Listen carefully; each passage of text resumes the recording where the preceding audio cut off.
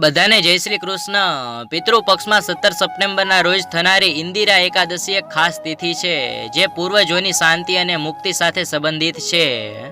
પિતૃદોષને કારણે પરિવારમાં ઘણા પ્રકારની સમસ્યાઓ ઊભી થઈ શકે છે, જેમ કે પૈસાનો અભાવ, લગ્નમાં વિલંબ, બાળકો સંબંધિત સમસ્યાઓ અને વારંવાર નાની મોટી બીમારીઓ। શું તમે પણ આ બધી તકલીફથી પરેશાન છો?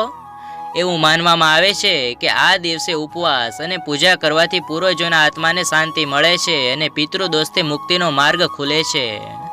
શાસ્ત્રો અનુસાર જે લોકો પિતૃપક્ષમાં પોતાના પૂર્વજોને પ્રસન્ન કરવા માટે આ ખાસ ઉપાય કરે છે, તેમને ફક્ત પૂર્વજોના આશીર્વાદ મળે છે એટલું જ નહીં, પરંતુ તેમના જીવનમાં સુખ, સમૃદ્ધિ અને પ્રગતિ પણ આવે છે।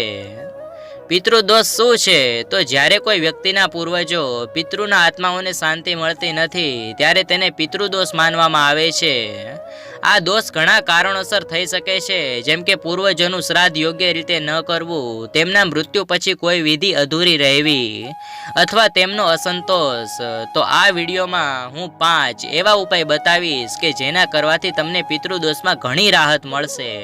1. ઉપવાસ અને પૂજા। ઇન્દિરા એકાદશીને દિવસે સવારે વહેલા ઉઠો, સ્નાન કરો અને ઉપવાસ કરવાનો સંકલ્પ લો। ભગવાન શાલિગ્રામ અને ભગવાન વિષ્ણુની પૂજા કરો। પૂજામાં તુલસીના પાન, ફૂલો, ફળો અને પંચામૃત અર્પણ કરો। 2. શ્રાદ્ધ અને તર્પણ। આ દિવસે પૂર્વજોનું શ્રાદ્ધ કરવું ખૂબ જ પુણ્યશાળી માનવામાં આવે છે।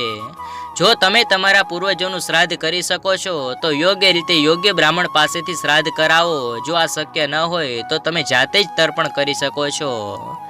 3. બ્રાહ્મણોને ભોજન કરાવો। પૂર્વજોની શાંતિ માટે આ દિવસે બ્રાહ્મણ અથવા જરૂરિયાતમંદ વ્યક્તિને ભોજન કરાવવું ખૂબ જ શુભ છે।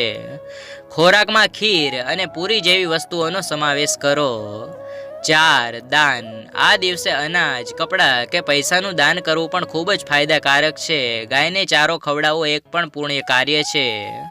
5. પિતૃ સ્તોત્રનો પાઠ। જો તમને પિતૃદોષ લાગે છે તો ઇન્દિરા એકાદશીને દિવસે પિતૃ સ્તોત્ર અથવા ગરુડ પુરાણનો પાઠ કરવો ખૂબ જ ફળદાયી છે। તે પૂર્વજોના આત્માને શાંતિ આપે છે। આ વિડીયો આપને પસંદ આવ્યો હોય તો લાઈક, શેર અને ચેનલને સબસ્ક્રાઇબ જરૂર કરજો।